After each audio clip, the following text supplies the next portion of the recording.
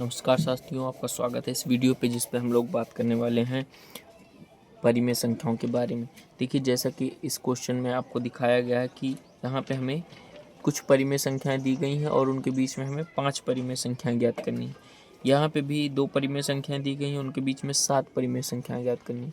तो यहाँ पे हमें 2 परिमेय संख्याओं के बीच में अनंत परिमेय संख्याएं होती हैं, इस बात का ध्यान रखना। और कैसे हम लोग आपसे चाहे 2 पूछे चाहे 4 पूछे, किस प्रकार से आप किन्हीं भी 2 परिमेय संख्याओं के बीच में कितनी भी परिमेय संख्याएं निकालना, इस वीडियो में हम लोग जानने वाले हैं। तो सबसे पहले यहाँ पे परिमेय संख्याओं की बात चल रही है, तो हम थोड़ा सा समझ लेते हैं कि परिमेय संख्याएं क्या होती हैं दोस्तों। चलिए, तो परिमेय संख्याओं के बारे में हम लोग दोस्तों समझते हैं।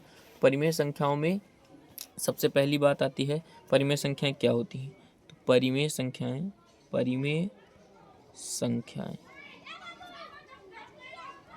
तो परिमेय संख्याओं को हम लोग क्यू से प्रदर्शित करते हैं। साइन इसका क्यू होता है, इसको हम इंग्लिश में जो है रैशनल नंबर कहते हैं। रैशनल नंबर ये होती क्या है, तो याद रखना, प्रत्येक वास्तविक संख्या में आपके कौन कौन से आ जाएंगी। वास्तविक संख्या में आपकी परिमेय संख्या भी आती है, और अपरिमेय संख्या भी आती है। परिमेय संख्या भी आती है और अपरिमेय संख्या भी आती है। ठीक है, तो वास्तविक संख्या में परिमेय संख्या, अपरिमेय संख्या में हम लोग अभी बात करने वाले हैं परिमेय संख्या के बारे में। परिमेय संख्या, तो परिमेय संख्याएं क्या होती हैं, देखिए ध्यान से, इसको हम लोग क्यू से दिखाते हैं। परिमेय संख्याओं के बारे में हम लोग बात करते हैं। तो परिमेय संख्या क्या होती है, ऐसी संख्याएं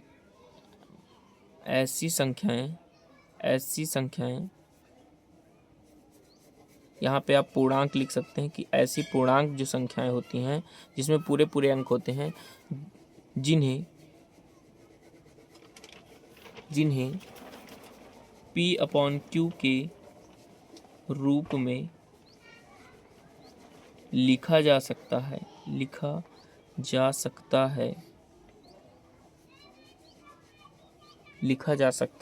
जहां Q डज नॉट इक्वल 0। यहाँ पे दोस्तों ध्यान रखना है कि जो Q है, नीचे वाली जो संख्या वो 0 नहीं होनी चाहिए।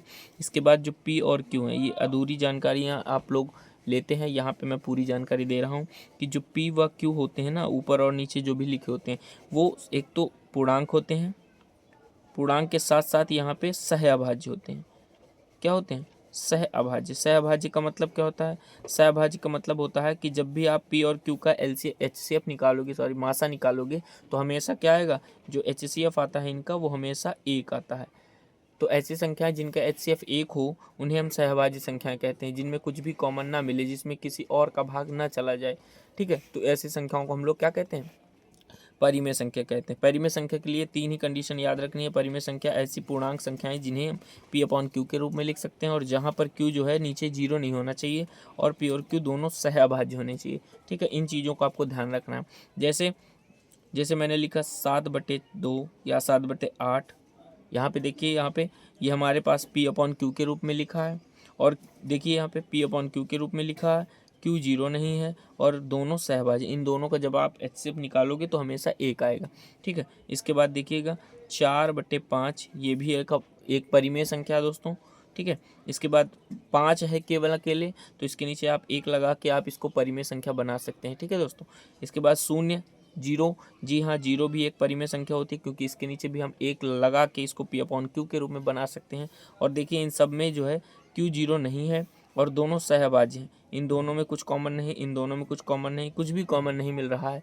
ठीक है, अब जैसे कहीं पर लिखा हो कि 4/8, तो याद रखिएगा, इसको हम लोग क्या कहेंगे, यहाँ पे P/Q के रूप में तो लिखा है, यहाँ पे P/Q के रूप में लिखा है, लेकिन और यहाँ पे Q जो है 0 नहीं है, लेकिन ये वाली कंडीशन ये फुलफिल नहीं कर रहा है। यहाँ पे सहभाज्य नहीं है। देखो यहाँ पे ये और कट जाएगी, ये और हल हो जाएगी ना, तो ये 2 से कट जाएगा, 2 दूनी 4 और 2 चौके 8, तो यहाँ पे हो जाएगा 2/4। मतलब इसको हम काट सकते हैं, और जिसको हम काट सकते हैं वो परिमेय संख्या नहीं, स्मॉलेस्ट फॉर्म में होना चाहिए, एकदम सरलतम रूप में होना चाहिए। अब अच्छा, इसको भी काट सकते हैं, 2 एकम 2 और 2 दूनी 4, मतलब कि 1/2। अब इसको और काटा नहीं जा सकता। तो ऐसी संख्याएं, ऐसे भिन्न या ऐसे अंश बटे हर के रूप में लिखी हुई संख्याएं जिनको हम और आगे नहीं काट सकते हैं और आगे हल नहीं कर सकते हैं, उन्हें हम परिमेय संख्या कहते हैं। ठीक है, और यहाँ पे याद रखना जितने भी आपकी प्राकृत संख्याएं होती हैं, प्राकृत संख्याएं, पूर्ण संख्याएं और पूर्णांक संख्याएं,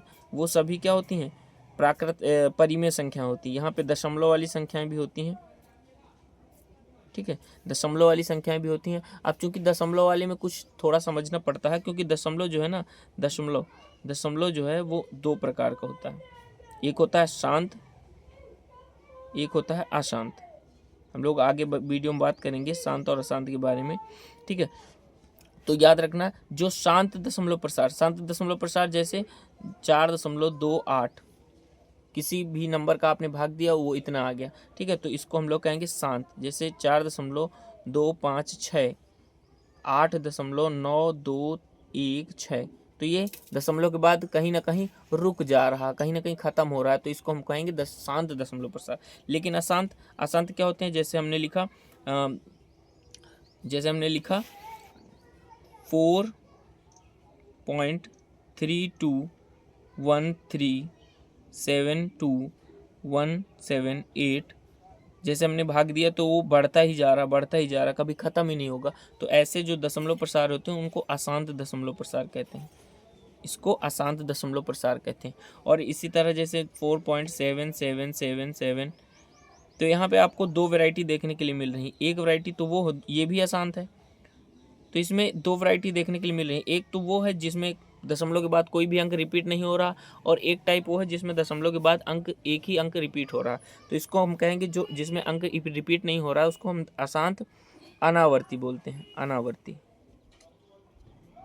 दशमलव भी दो प्रकार के होते हैं, ठीक है, एक शांत और अशांत। अशांत दो प्रकार के होते हैं, ठीक है, एक अशांत अनावर्ती होता है और एक अशांत आवर्ती होता है।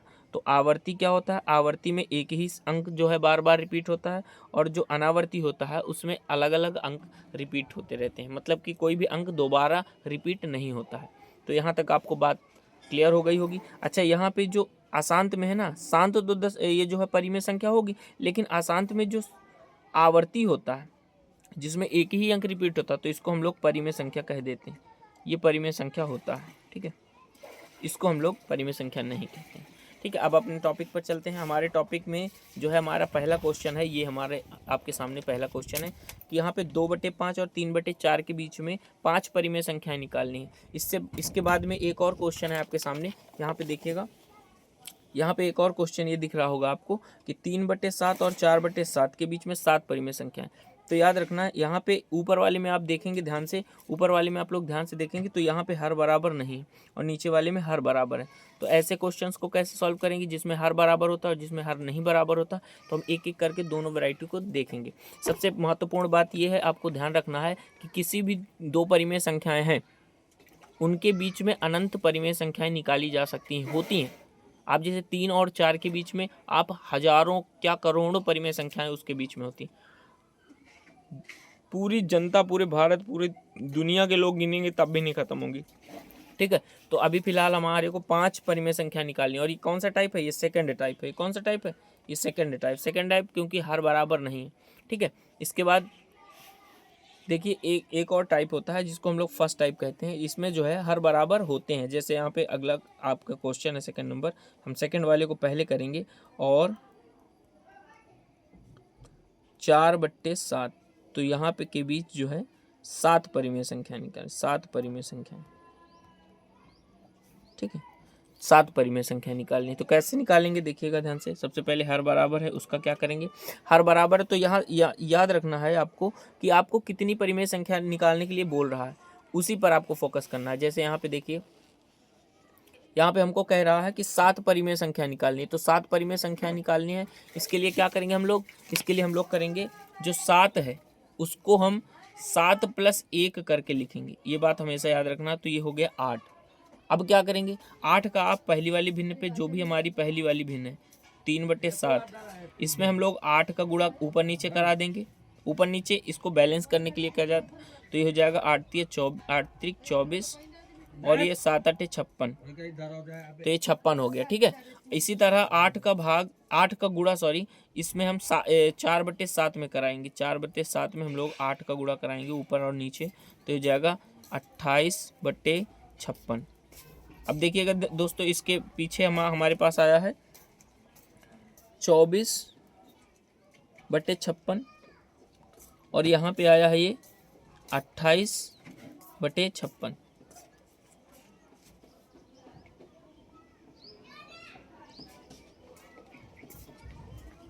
ठीक, तो इसके बीच में हमारे को 7 परिमेय संख्या बोल रहा है। तो 7 परिमेय संख्या निकालने के लिए देखना ध्यान से क्या करेंगे। ये हमारा पहला मेथड है और पहला मेथड आपको आसानी से समझ में आ जाना चाहिए। ठीक है दोस्तों, तो क्या करेंगे यहाँ पे,